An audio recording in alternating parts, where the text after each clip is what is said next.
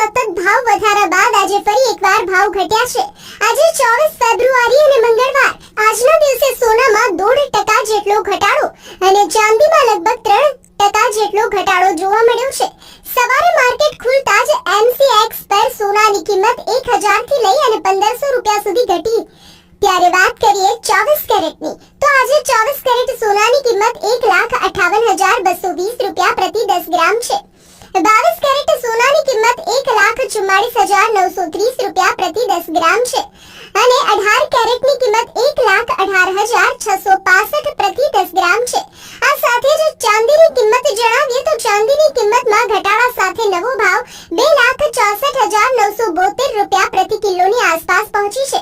એટલે કે કહી શકાય ચાંદીનો ભાવ એક સામટો 6,000 થી 8,000 રૂપિયા જેટલો ઘટ્યો છે।